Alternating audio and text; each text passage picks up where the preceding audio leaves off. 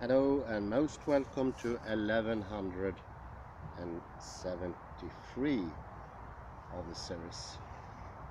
And we are presently in a very naturesque locale, Nödinge it's called. It's 20-25 kilometers, that would be 15 miles from Gothenburg. Odd experience here when I found a bench to put my mobile and to add the microphone. There was a coin, 500 Italian liras. Odd, I'd say. How did those end up here? It's been ages since Italy went over to the euro, so odd thing, maybe a greeting to someone. Hello. Okay, let's carry on. We're way into Buzsaki and I'll read some, maybe a bit more than an hour, and then I will have a summary. He is fuel for thoughts. He's very broad, I'd say, but he also has interesting connections to quantum mechanics. Classical physics goes with a default dysfunctional way of thinking that takes away a part of reality. It is a bit like a hologram where you destroyed most of it and there is just a weak hint.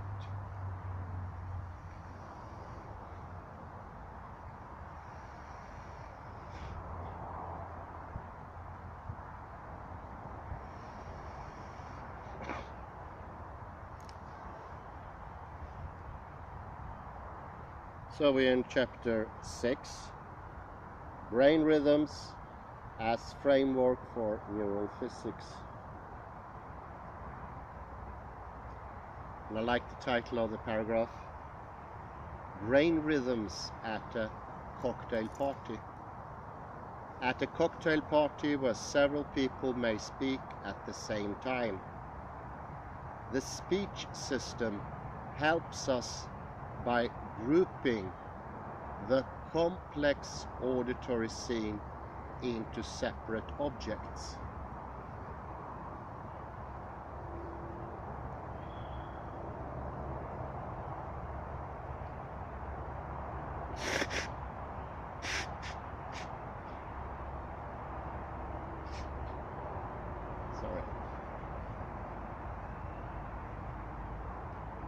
Intelligible speech is extracted by phase locking the brain's rhythms to speech of a chosen person.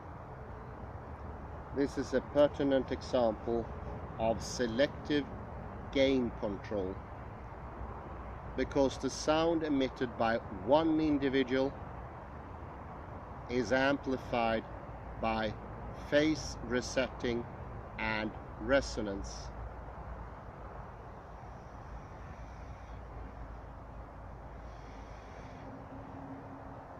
At the same time, the speech streams from other speakers are filtered and suppressed, because their speech arrived during the ignoring phase of rhythms of the listener's brain. In real cocktail parties,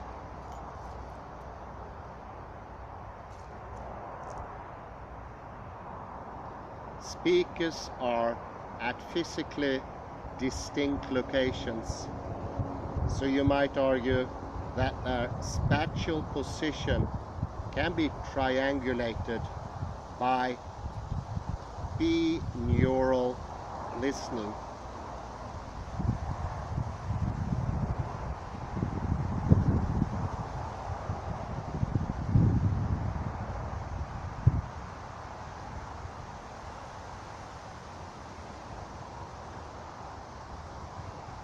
However, the contribution of spatial localization mechanism can be excluded in laboratory settings.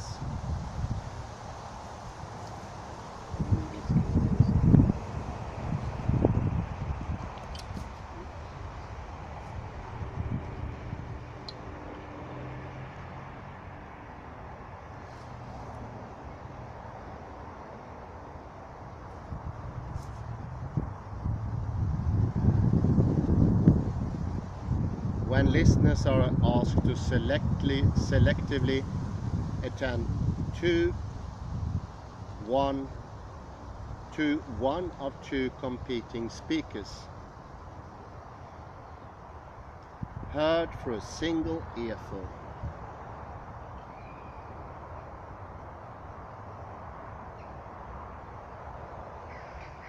Such experiments show that the selection of a speaker relies on the match between the shape of the frequency and the temporal modulation of the chosen speaker's sound and the listener's low frequencies like delta and beta band. This selective extraction mechanism is achieved primarily by phase tuning the neural oscillators to the prosodic and syllabic tempo of the preferred speaker, because varying the sound intensity of the competing speaker within a reasonable range does not affect comprehension.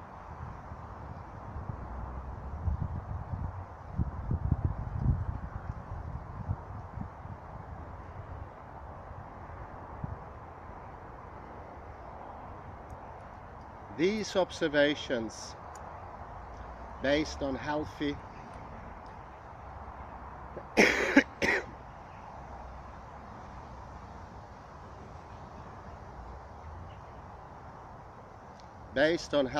human research participants using non-invasive recording methods, MEG, EEG, are supplemented by high-resolution multi-electrode surface recordings from the posterior superior temporal gyrus, which is a higher order auditory area,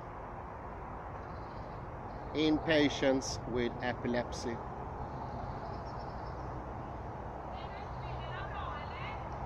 Analysis of the speech spectrogram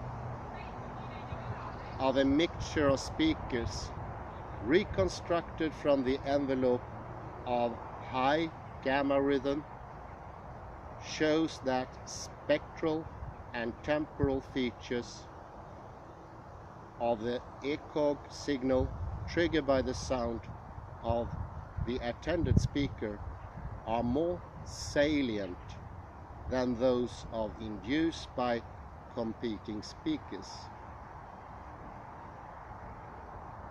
These findings demonstrate that not only acoustic features but also intentional speaker selection can be improved by phase-locked oscillations.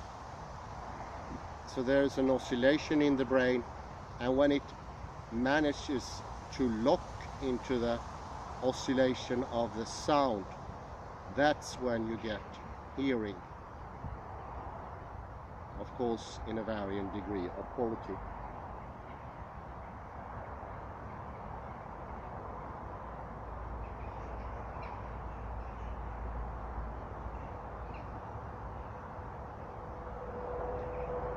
A computational model or an artificial classifier trained solely on examples of one of the speakers could recognize both attended words and the speaker identity despite the interfering effects of the competing speaker. When behavioral errors occurred, they were reflected in the degradation of oscillatory tuning, i.e. they heard less. Overall, cortical activity does not merely reflect responses to acoustic stimuli, but in addition, it also can identify more complex aspects of speech, including the listener's goal.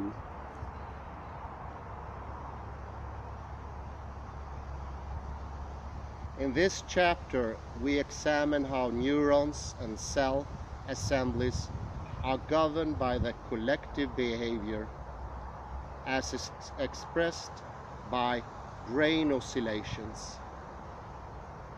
Now it is time to learn how brain oscillations assist with organizing cell assemblies.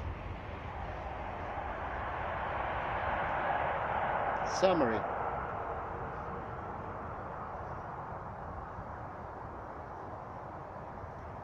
From the analogy between speech syntax and brain rhythms, I made the assumption that the hierarchy of brain oscillations may parse and group neuronal activity to decompose and package neuronal information in communication between brain areas. Because all neuronal oscillations are based on inhibition, they can parse and concatenate neural messages, a prerequisite for any coding mechanism. The hierarchical nature of cross-frequency coupled rhythms can serve as a scaffold for combining neuronal letters into words and words into sentences. Brain oscillations, present in the same form in all mammals, represent a fundamental aspect of neural computation, including the generation of movement patterns, speech, and likely music production. Neuronal oscillators readily entrain each other, making the exchange of messages between brain areas effective.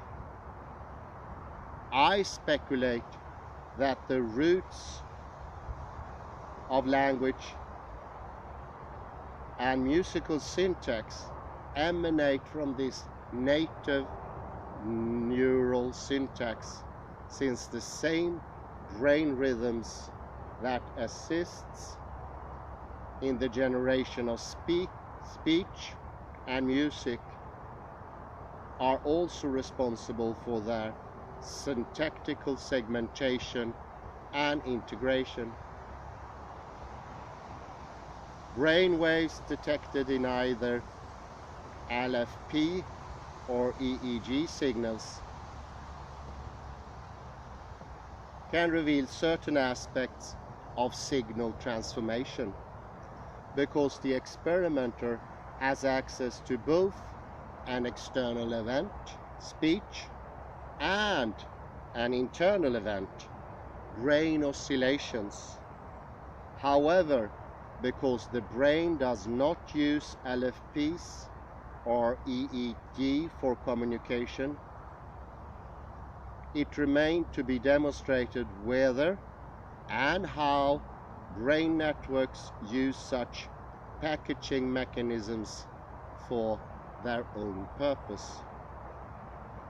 The semantic content of information packages can be read out from neuronal spikes alone, but to become information, spike patterns need syntactical rules known to both sender and receiver mechanisms.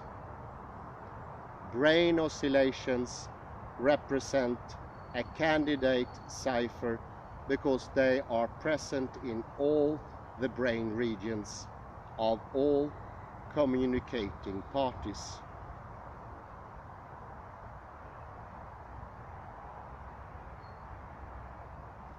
So that was the end of chapter 6.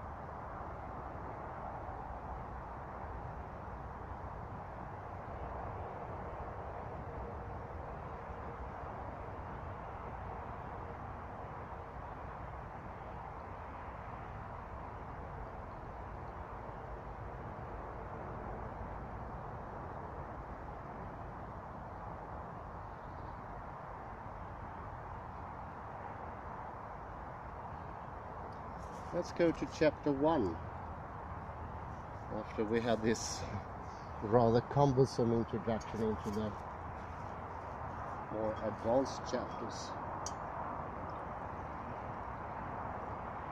Well, I think it serves as a purpose. When you focus on these different problems, it is good because it gives a deepening of the understanding, whereas if you go to the main problem directly, it becomes superficial. This is something I noticed several times. And if you just read the introduction, that could be the summary of the whole book, both problem and solution.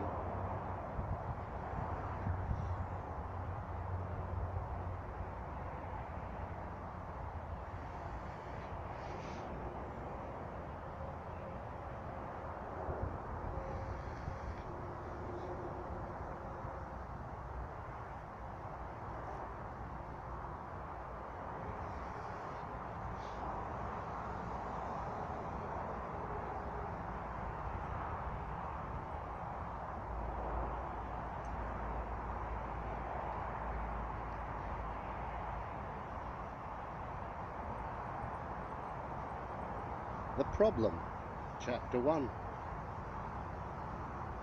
The confusions which occupy us arise when language is like an engine idling, not when it's doing its work. Ludwig Wittgenstein. Do remember that, because it really puts a sharp point.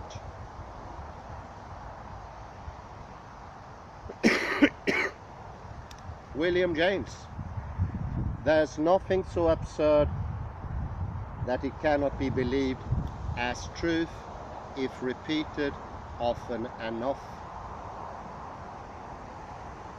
A dream we dream together is reality. Burning Man, 2017.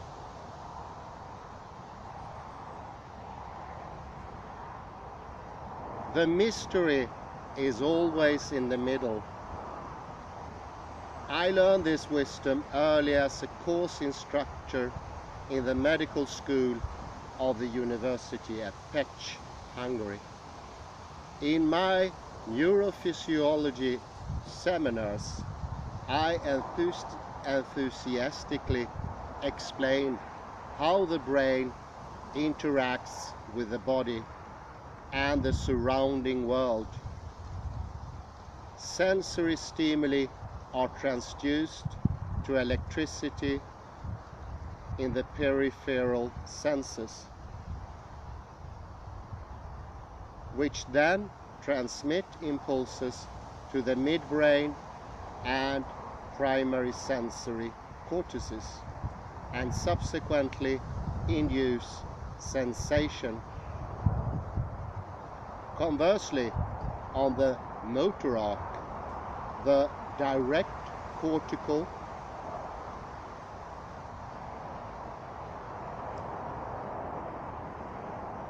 pathway from large pyramidal cells of the primary motor cortex and multiple indirect pathways converge on the anterior horn motor neurons of the spinal cord, whose firing induces muscular contraction.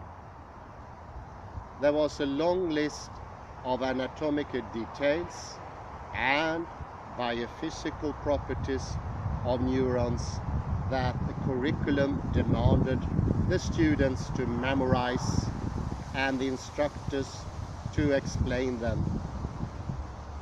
I was good at entertaining my students with the details, preparing them to answer the exam questions, engaging them in solving mini problems. Yet a minority of them, I should say the clever ones, were rarely satisfied with my textbook stories.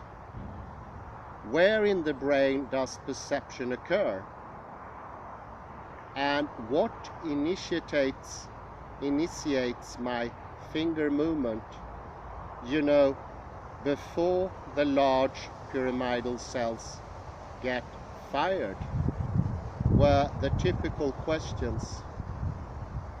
In the prefrontal cortex was my usual answer before I skillfully changed the subject or used a few Latin terms that nobody really understood, but that sounded scientific enough so that my authoritative appearing explanations temporarily satisfy them.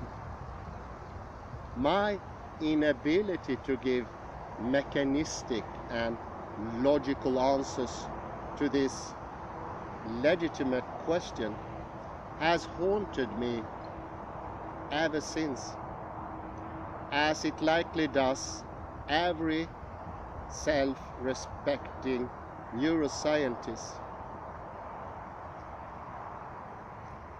How do I explain something that I do not understand? Over the years, I realized that the problem is not unique to me. Many of my colleagues, whether they admit it or not, feel the same way. One reason is that the brain is complicated stuff and our science is still in its young phase, facing many unknowns.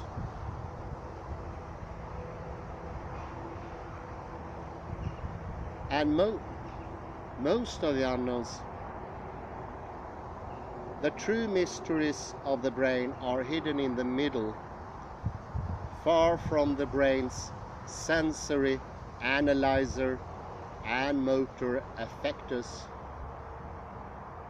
Historically, research on the brain has been working its way from the outside, hoping that such systematic exploration will take us someday to the middle.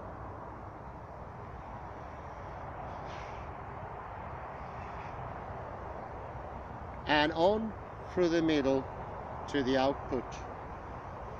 I often wondered whether this is the right or the only way to succeed. And I wrote this book to offer a complementary strategy. In this introductory chapter, I attempt to explain where I see the stumbling blocks and briefly summarize my alternative views. As will be evident throughout the following chapters, I do believe in the framework I propose. Some of my colleagues will side with me, others won't.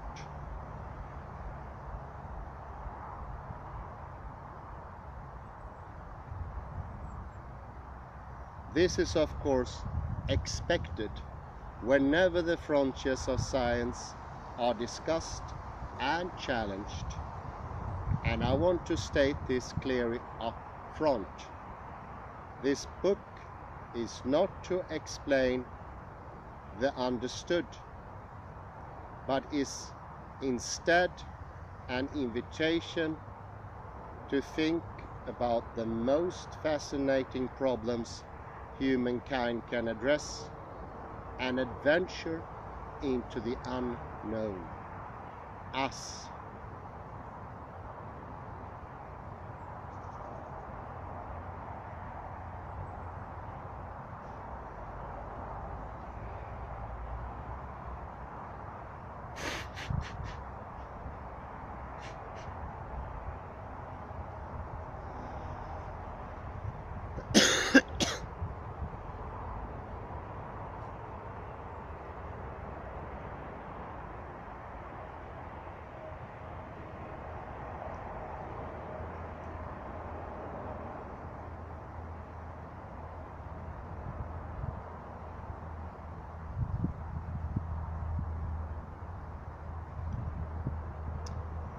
origin of today's framework in neuroscience.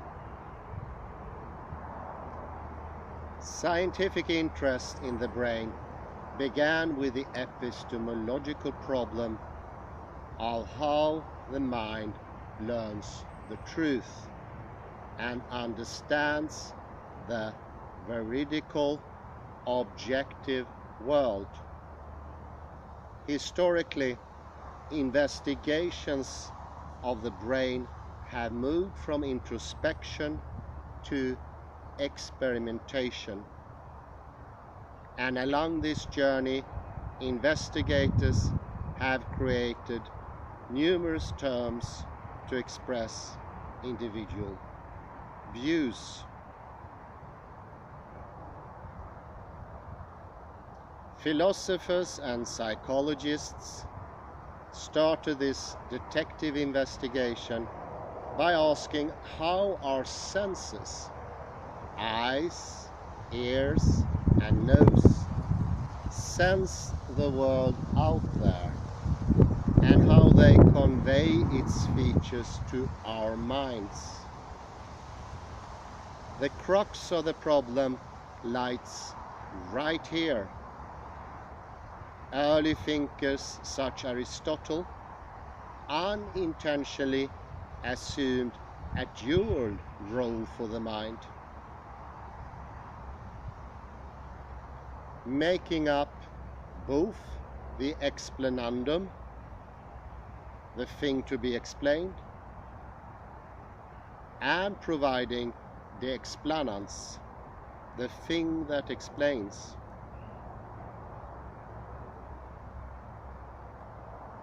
They imagined things, gave them names, and now, millennia later, we search for neural mechanisms that might relate to their dreamed up ideas. As new ideas about the mind were conceived, the list of things to be explained kept increasing, resulting in a progressive redivision of the brain's real estate.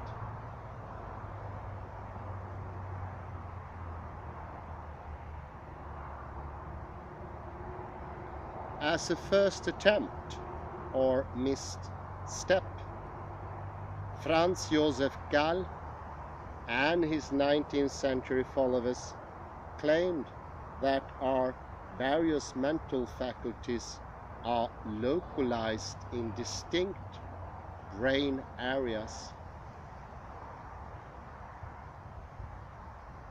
and that these areas could be identified by the bumps and uneven geography of the skull, a practice that became known as phrenology.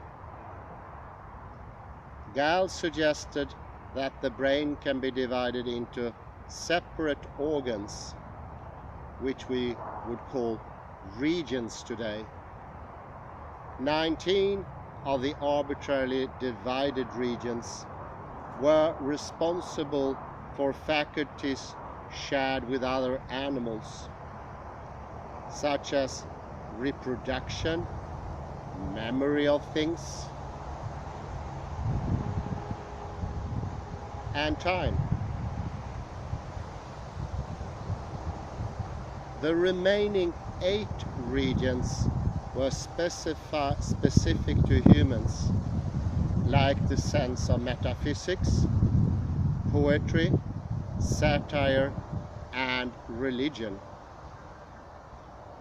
Today, phrenology is ridiculed as pseudoscience, because we know that bumps on the skull have very little to do with the shape and regionalization of the brain. Gall represented to neuroscience what Jean-Baptiste Lamarck represented to, well, I know the answer, evolution.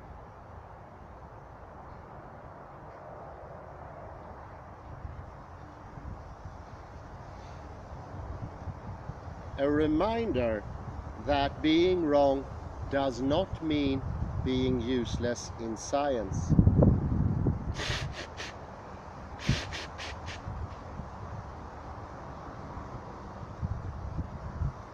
Surprisingly, very few have complained about the more serious nonsense, which is trying to find boxes in the brain for human invented terms and concepts. This strategy itself is a bigger crime than its poor implementation. The failure to find the right regions.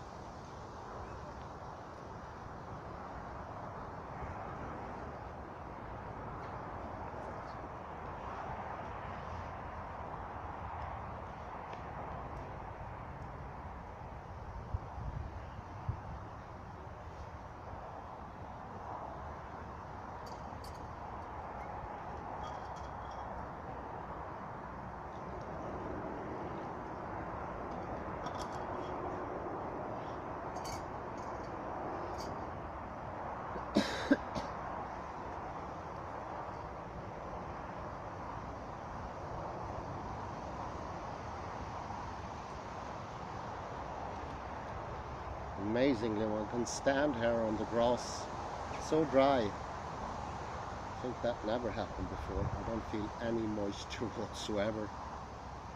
None.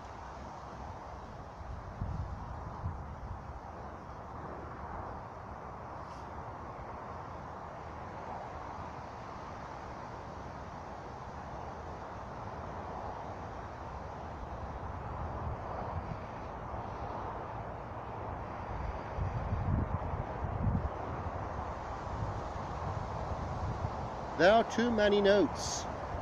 There are simply too many notes. Just cut a few and it will be perfect, said the emperor to the young Mozart.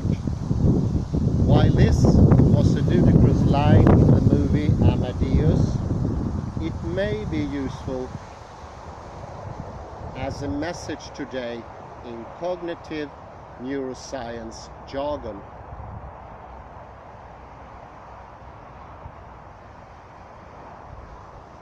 There is simply not enough space in the brain for the many terms that have accumulated about the mind prior to brain research.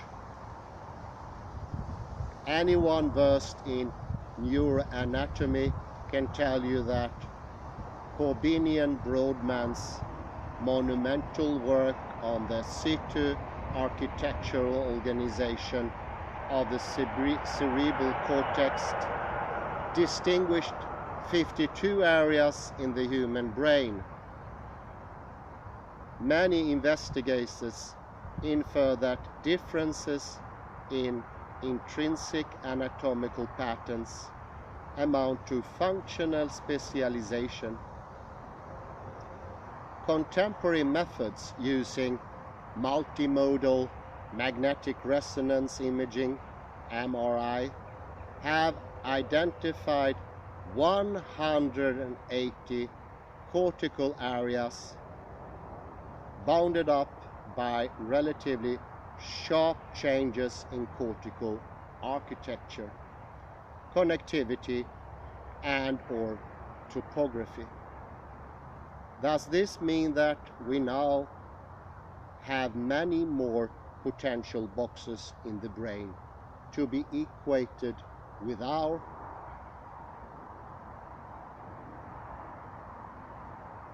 preconceived ideas? But even with this recent expansion of brain regions, there are still many more human concocted terms than there are cortical areas. As I discuss later in this book, cognitive functions usually arise from a relationship between regions rather than from local activity in isolated areas. But even if we accept that interregional interactions are more important than computation in individual areas, searching for correspondences between a dreamed up term and brain activity cannot be the right strategy for understanding the brain. So let's go to the philosophical roots.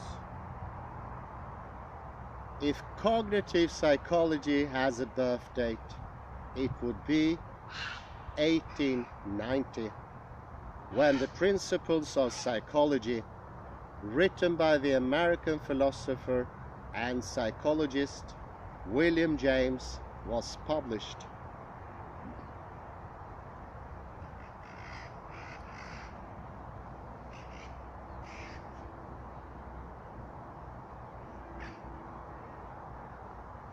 His treatment of the mind-world connection, the stream of consciousness, had a huge impact on avant-garde art and literature, and the influence of his magnum opus on cognitive science and today's neuroscience is hard to overestimate.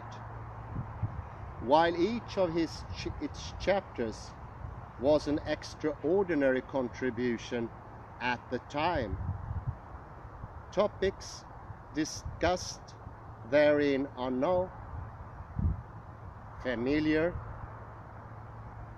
and acceptable to us. Just look at the table of contents of that 1890 work. Habit, the mind stuff theory, the stream of thought, the consciousness of self, attention, conception, discrimination and comparison, association, perception of time, memory, sensation, imagination,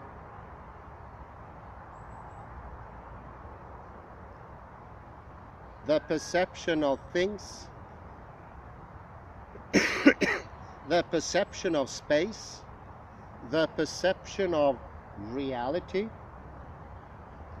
reasoning, the production of movement,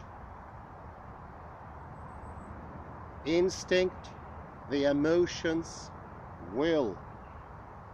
Over the years, these terms and concepts assumed their own lives, began to appear real, and became the de facto terminology of cognitive psychology and subsequently cognitive neuroscience.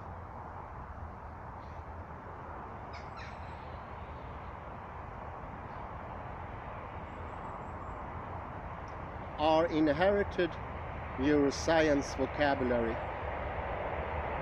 When neuroscience entered the scene in the 20th century, it unconditionally adopted James's terms and formulated a program to find a home in the brain for each of them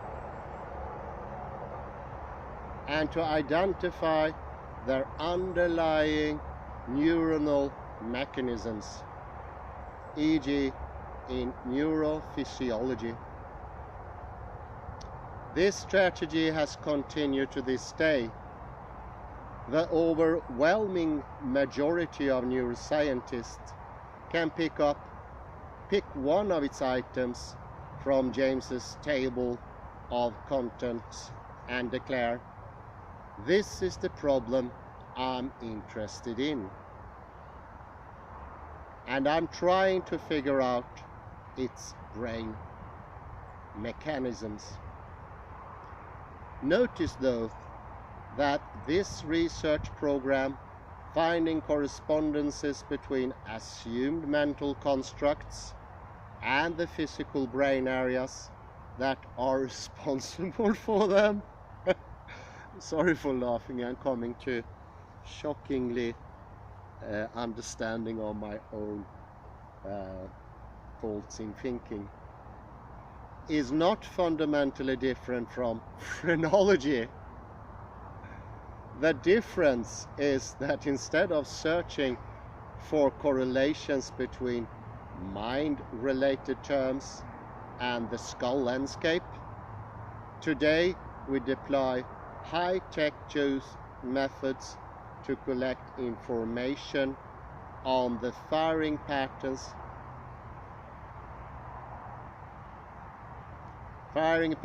of single neurons, neuronal connections, population interactions, gene expressions, changes in functional MRI, and other sophisticated variables.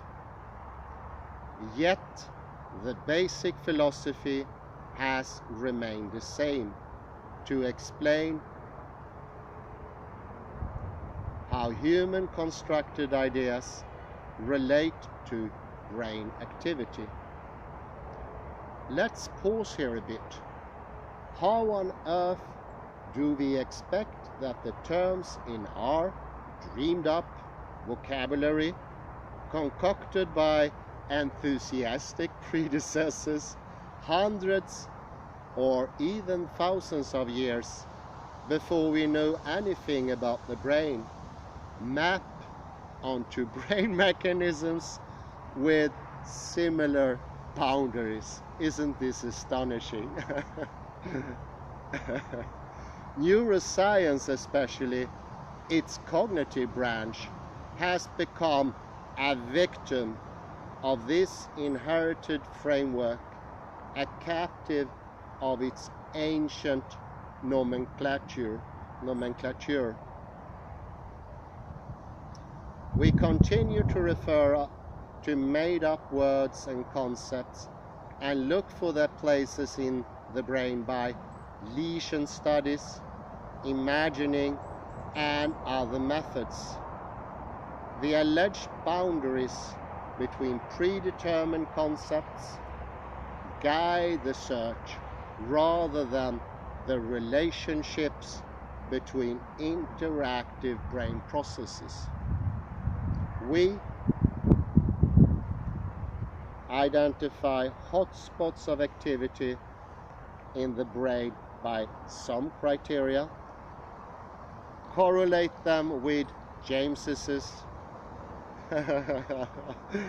and others codified categories, and mark those places in the brain as their residence.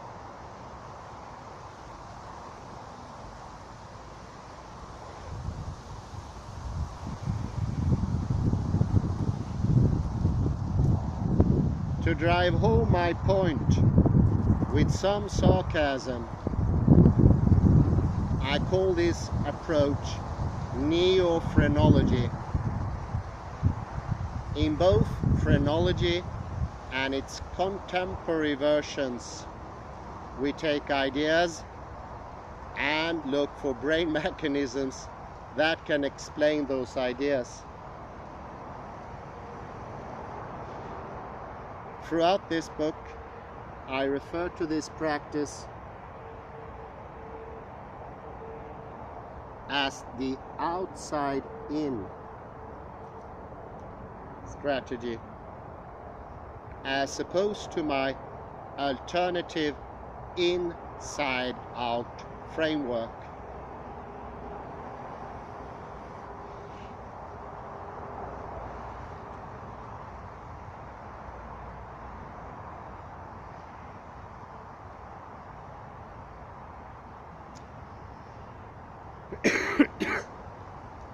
That brings me to the second needed correction in the direction of modern neuroscience. The thing to be explained should be the activities of the brain, not invented terms. After all, the brain gives rise to behavior and cognition, not the other way around. The brain should be treated as an independent variable because behavior and cognition depend on brain activity, not the other way around. Not, may I repeat, not the other way around. Yet, in our current research, we take terms like emotions, memory, and planning as the to be explained independent categories.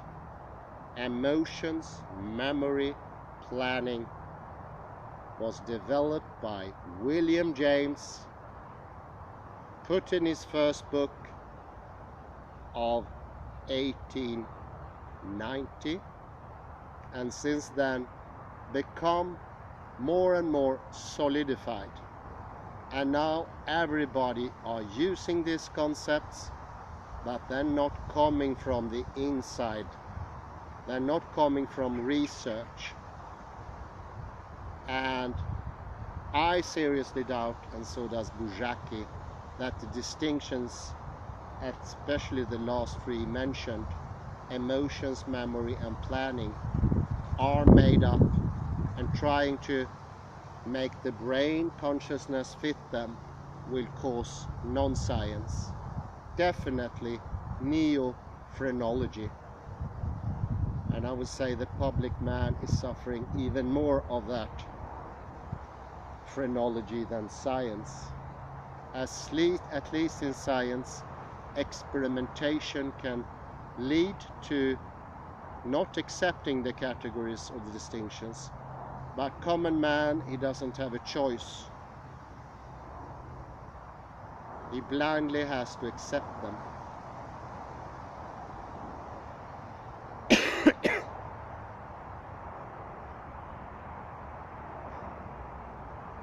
The outside-in program. How has the outside-in program come to dominate modern neuroscientific thought? We can find clues in James's table of contents. Most of the titles have something to do with sensation and perception, which we call the inputs to the brain coming from the outside. This is not by chance.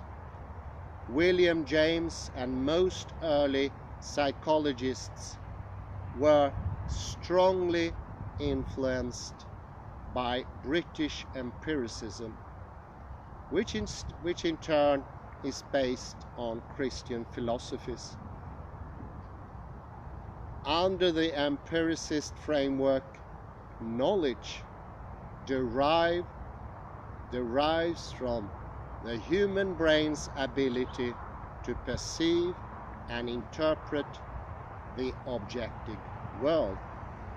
According to the empiricist philosopher David Hume, all our knowledge arises from perceptual associations and inductive reasoning to reveal cause and effect relationships. Nothing can exist in the mind without first being detected by the senses, because the mind is built out of sensations of the physical world. He listed 3 principles of association: resemblance, contiguity in time and place, and causation. For example, reading a poem can make you think of a related poem. Recalling one thing, cause, leads another thing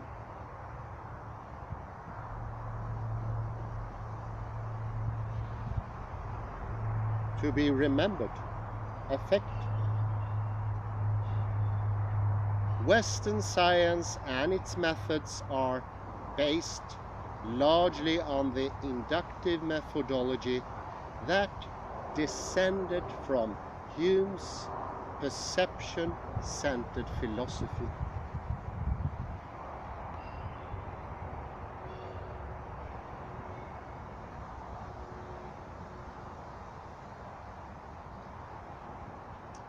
In the empiricism-inspired model, signals enter the brain from the outside.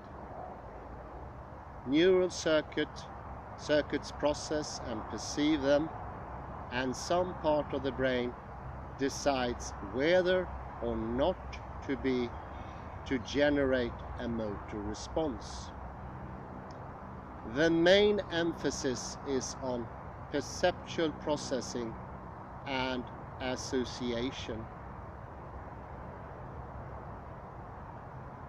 which are believed to be the main drivers of the brain's ability to comprehend and represent the outside world. In John Locke's words, ideas are clear when they are such as the objects themselves from whence they were taken. Locke and his followers assume that our senses provide veridical descriptions of the objective, and I would add, observer-independent world. An inevitable consequence of this perception-centered view is the assumption of an intelligent homunculus.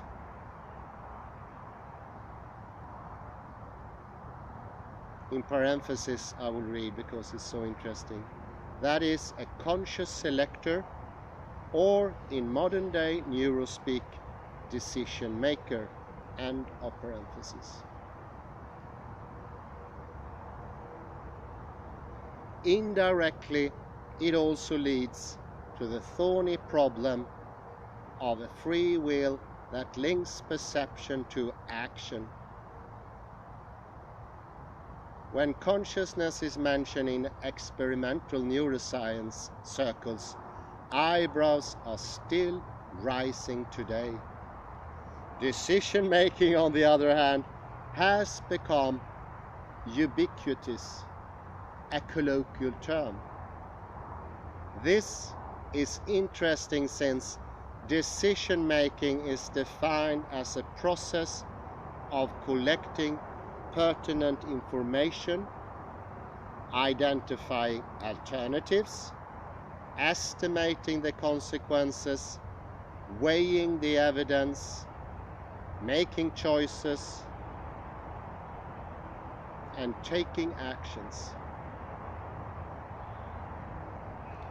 This definition is virtually identical to Thomas of Aquin's philosophical formulation of free will, except that this freedom of self is granted to humans only, and they must make good choices.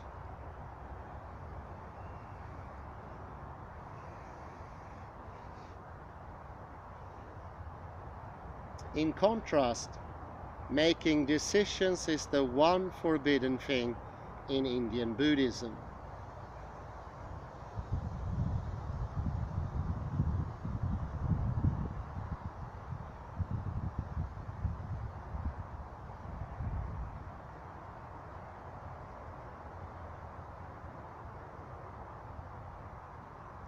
Because of the empiricist emphasis on sensory inputs and stimulus associations as the sole source of knowledge, it is not surprising that James dedicated only a few pages to action in his book. In this outside-in framework, the The brain is fundamentally a passive device whose main job is to perceive, evaluate the sensory input, weigh their importance, and then, and only then, decide whether and how to act. As you will see, I disagree with this perception-action outside-in model. It is becoming progressively more interesting.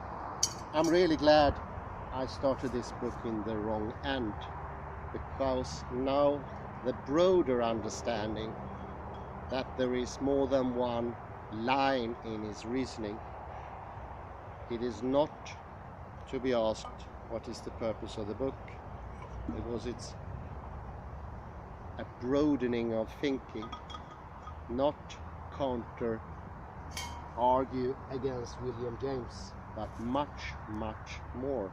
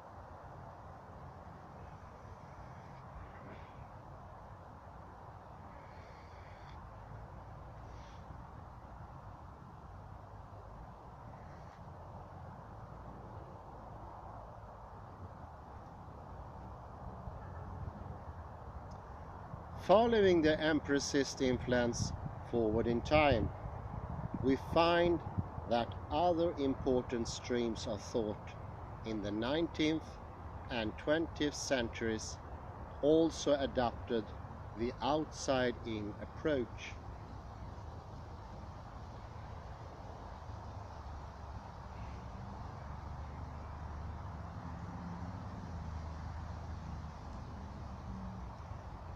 German Gestalt psychology, which has its own epistemological roots, are focused mainly on perceptual issues.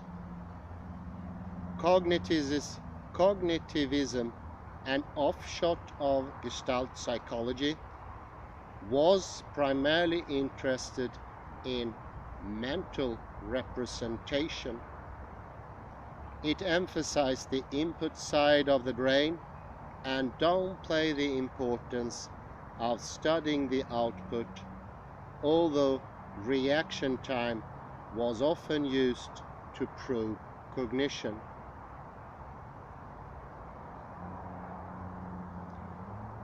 The influence of the outside-in empiricist framework is also evident in Russian psychology, led by Ivan Petrovich Pavlov, even though such a connection has never been acknowledged in official Soviet scripts. Pavlov regarded the brain as an associative device. Learning in his dogs required only pairing of the conditioned and unconditioned signals such as sound and food, as a result of repeated associations between them. The previously ineffective sound of the metronome comes to generate salivation. The conditioned reflex, which previously only the food was able to elicit, the unconditioned reflex. According to Pavlov, these associations are made automatically, which is why he called them reflexes. His dogs were constrained by a harness for practical reasons. Their task was to attend and associate, but no behavior was needed except to salivate and eat the food.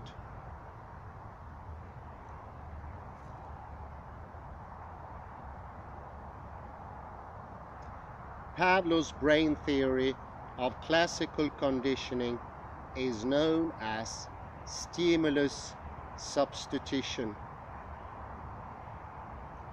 In essence, it assumes that after conditioning, the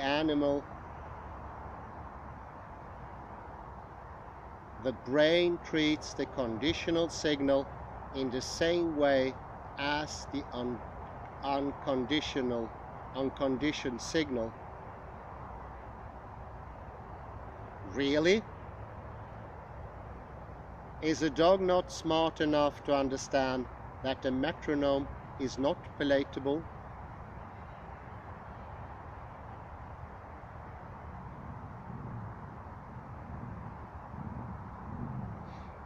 Most contemporary computational models of brain function also fall under the outside-in framework.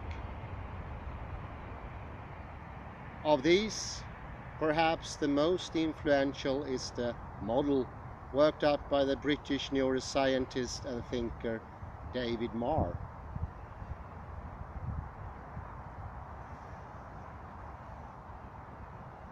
He suggested that investigation of brain function should follow a three-level sequence of stages.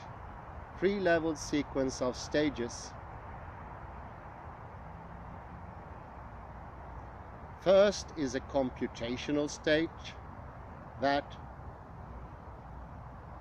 defines the problem from an information processing perspective. Second, algorithmic stage should ask what representations the brain uses and how it manipulates those representations. Only after the two first stages are established, we can move to the implementation stage.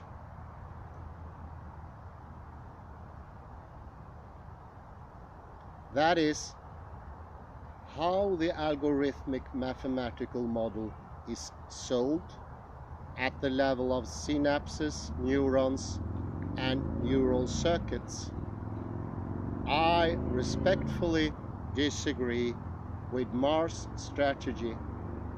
My first problem is the definition of information processing. Second, ample evidence is available to demonstrate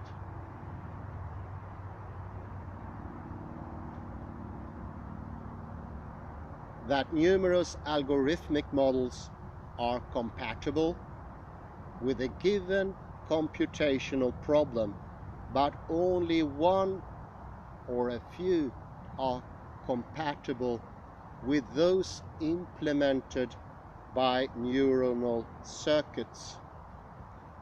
Third, learning, the most fundamental aspect of the brain, is largely missing from his outside-in analysis.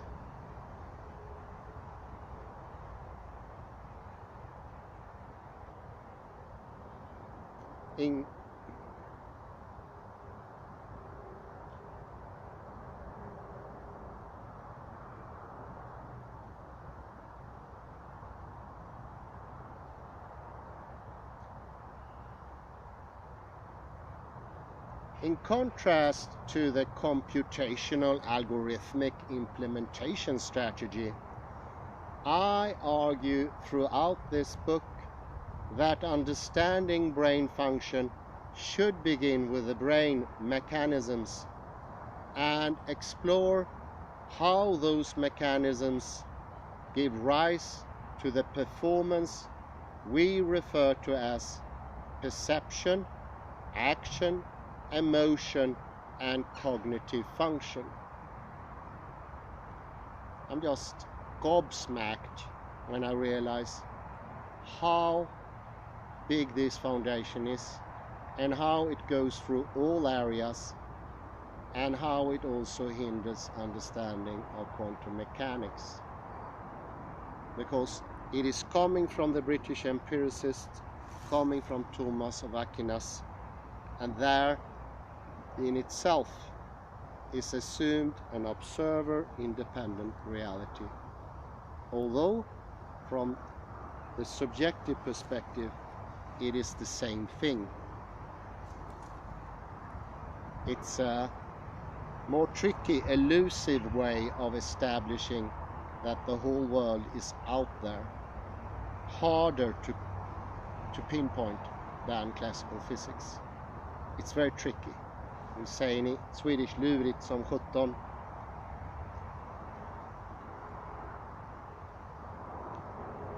Especially thinking how big psychology is today, I would say, in common sense. Especially here in Sweden, every single person are using terms in psychology. When there is somebody that don't like, that person is mentally unstable or psychologically sick. So they are ruled by this system, even in the most important things. How then are we supposed to establish quantum mechanics when it's an indirect support for the classical model from the subjective side?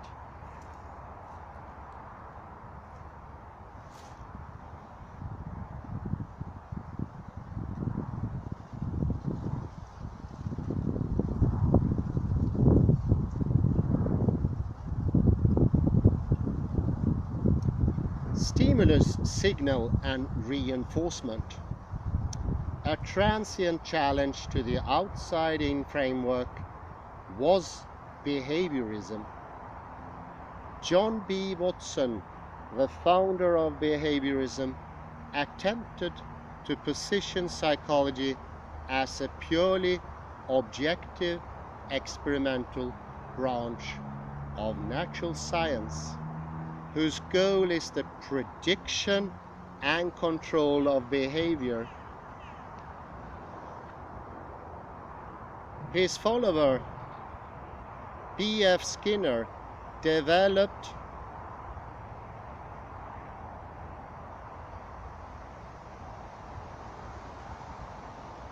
the theory of operant conditioning and suggested that behavior is solely determined by its consequences, depending on where the behavior leads to the reward or punishment.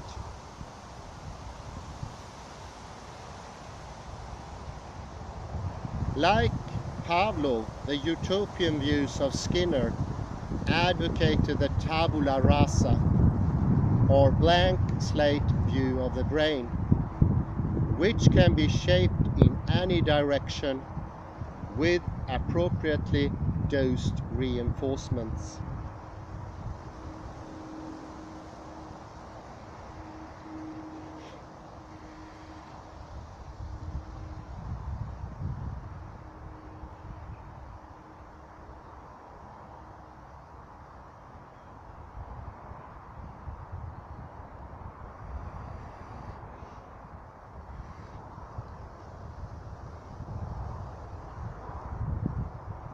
Although behaviorism departed from the assumption of passive associations and emphasized the importance of quantifiable motor behavior, it treated the brain as a black box, which may explain why cognitive neuroscience did not embrace its philosophy and practice until recently.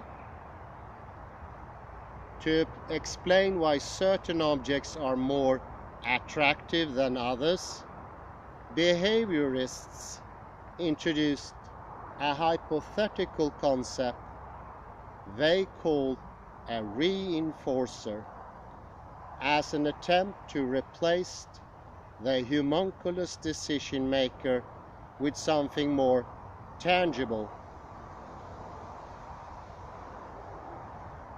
Instead of the brain resident homunculus or the unconditioned stimulus in Pavlovian conditioning, the selection is now made by reinforcing positive and negative values of the reward and punishment, respectively.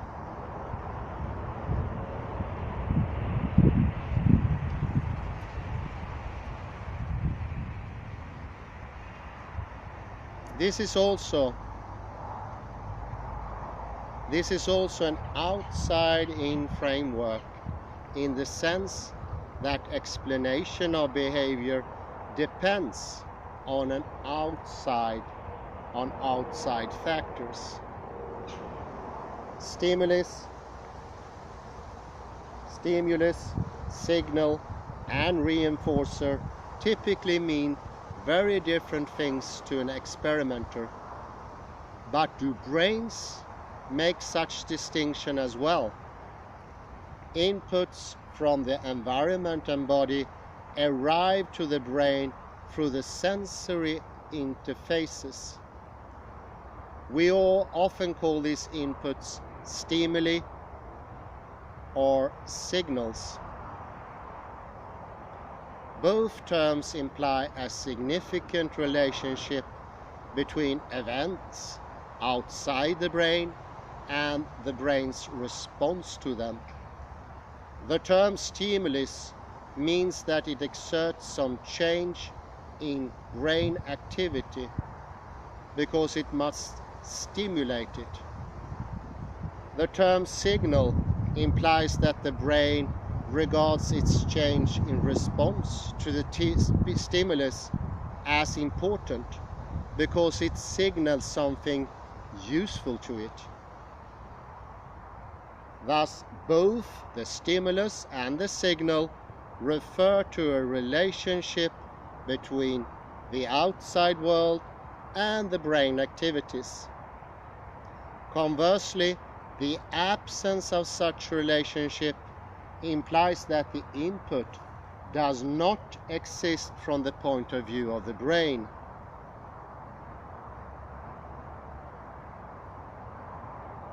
Myriads of things in the surrounding world and our body remain unnoticed by our brains, either because we do not have senses for them, radio waves, or simply because they have no momentary significance.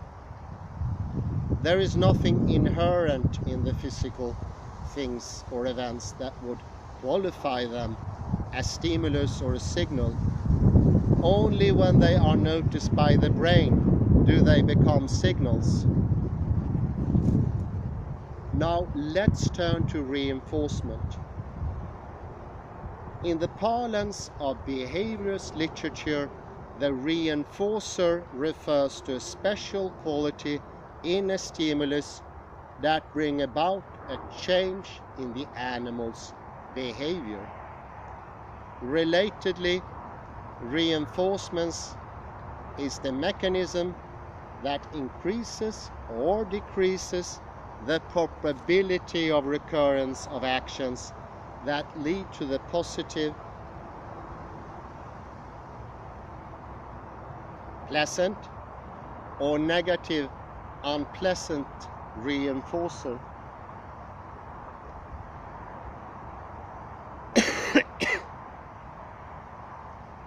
Respectively.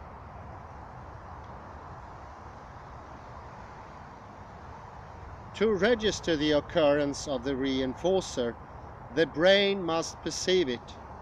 Thus, the reinforcing aspect of an input can be communicated only through sensory channels. Again, whether something is a reinforcer or not reflects a relationship between things out there and brain activity.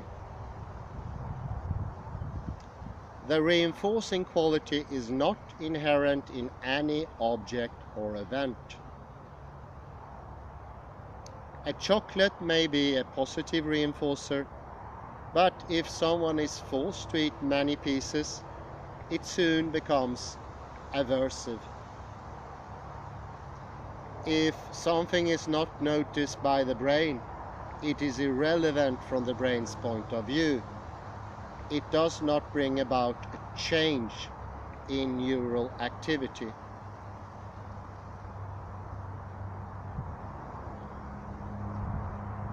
The reader may have noticed that the content of the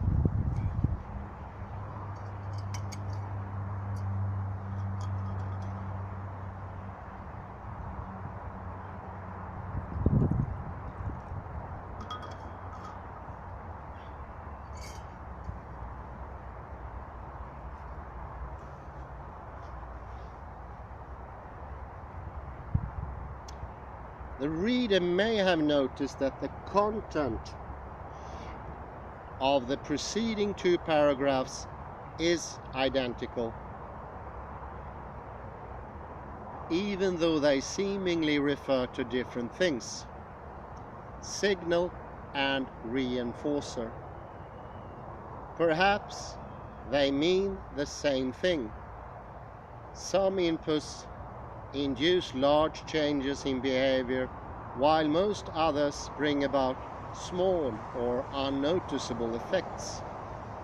The reinforcer or reward is just another regular stimulus that acts through the exact same sensory channels.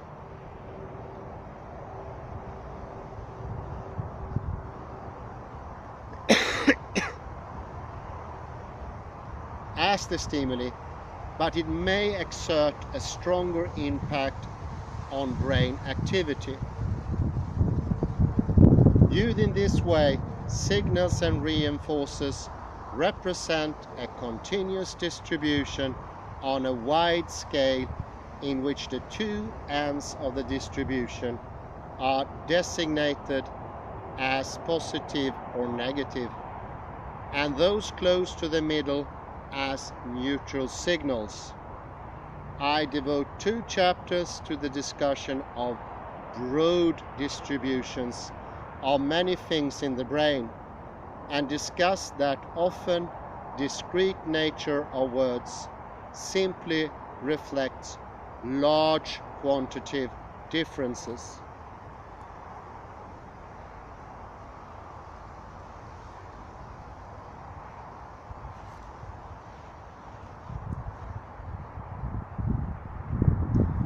Shortcomings of the outside-in approach. I will just start with this paragraph. Ever since John von Neumann's comparison between the computer and the brain, computer metaphors have dominated the language of neuroscience. A metaphor is a powerful tool to convey an idea because it relates a mysterious phenomenon to an understood one. However, metaphors can also be misleading because they may give a false sense of understanding a novel phenomenon before it is actually known how the thing works. In brain-computer metaphor, neural operations are likened to the machine's ability to transduce a real-world thing into symbols called representations. By this logic, symbols in the brain, the firing patterns of neurons, for example, should correspond to some real-world stimuli in the same way that computer algorithms correspond to or represent inputs from the objective world. However, unlike the computer, the same stimuli often induce highly variable responses in the brain, depending on brain states and testing conditions. We often pretend that we know which features interest the brain and correlate them with neural activity. Such arbitrariness is appropriate and in fact essential for symbolic representations by machines, because they are trained to produce a best match between the experimented chosen features and symbols. But brains are different. Representation of the objective world and finding truth are not their main jobs. The brain evolved not by represent anything, but to help its host body to survive and reproduce. In addition, brains produce many effects that do not correspond to anything tangible in the physical world. Pleasure, fear, desire, irrational numbers, or the entire discipline of math, and even Santa Claus feel real without corresponding to something veridical outside the brain. So this is time for my summary here. So I'm so glad I started the book in the wrong end, and now we can have a broader understanding and not just a summary. A short summary of the book will defy the reasons for the book. It will be a reinforcement of the representational idea. And it shows that in the back way, through psychology, I understand now clearly, classical physics gets even more established than it would be possible only from the object side, from physics, so to speak, or what we think about physics. It has sneaked in through the back door. The concept, I was shocked, the concept mentioned in the chapters invented by William James, reinforcements of things coming from David Hume, James Locke, and Augustinus, and I would say all the way back to Plato in some degree, are now well established, used by everyone, turning up in every educational book bar none, indirectly or directly, in every internet page in the world that treats anything of complication.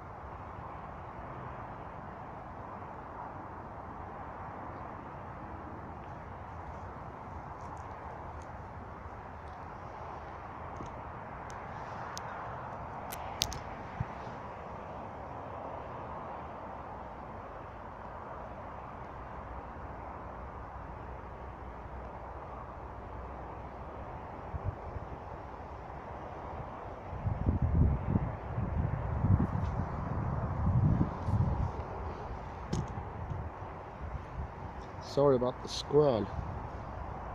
This camera is not good enough to... I hope I can be seen here. Every area is covered that indirectly in talk as well.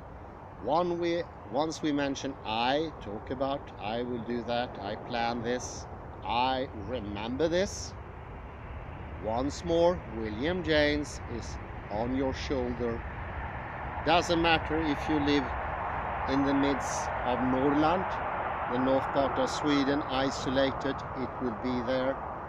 And as already been revealed, Amish people living in the United States have not been able to isolate themselves from these tendencies. They are all over the place.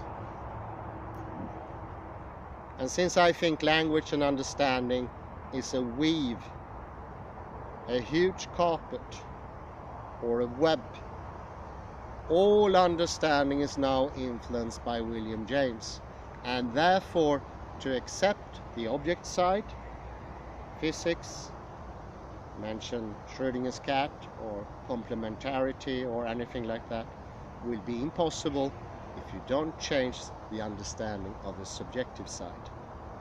It will be a clash otherwise. And I would say that clash is quite decisive. Buzsaki, thank you very much, but this shows the impossibility of just having the object side. The subject side needs to be in on it. And it's interesting, is a neurologist, scientist in the other area, but what he says is pure quantum mechanics. And quantum mechanics now is no longer so physical. It is like the probability wave, which is anything but physical. It doesn't have a single trait of physicality in it. And it's not a wave like a wave in the ocean. This is one side that is so hard to understand if you think in terms of a proper outer world out there. The distance that you put by using William James's understanding of psychology, of perception, of sensation, of things out there, things being stable, then you are already losing your connection to reality. This is what you do. This is what happens. So, in a way, normal parlance, everyday language, is infected by this virus. It's not the best metaphor, but in one aspect it will make us sick. In that aspect it's a virus. I don't think you can be healthy and accept these things, because that puts in friction, tension. Tension makes collapse. Westerners are the only ones that collapse in sofas, beds and everywhere. They think it's pleasurable. It's pure torture for the body. It means that you have already accepted that the world has nothing to give to you, that you already given up, and that was established already very young. I would say before the age of 5. The seed was laid there, otherwise no one would collapse. Why would we think that reality is something bad? It is something bad when this friction develops. And this is interesting, the connection between Carlo Rovelli, Henry Stapp, and this also, because we get a more encompassing, holistic world once the observer is allowed to enter. And for him or for her to be allowed to enter into the game once more, we must be very careful in what we think, in what we express. I would say especially what we think, because it's so easy to reinforce those things. Imagine somebody treated you really bad downtown or something like that. You're bound to say that person was physically, psychologically unstable or mentally ill. Wow, bang. You are caught once more by William James, and those things have the iteration, it has the background, they are just tip of the iceberg that carries all of the outside inside model. And using the words thinkingly especially will reinforce that. This is the iteration view on language. There's nothing neutral with a word. Saying or thinking somebody's psychologically ill in that William James's way will reinforce the outer world in you. And now I realize why it is so hard for quantum mechanics to become accepted. But I think herein also lies the clue how to get around it, because now we have added a second side. Now we have the subject side, and I'm so glad that I soldiered on with psychology.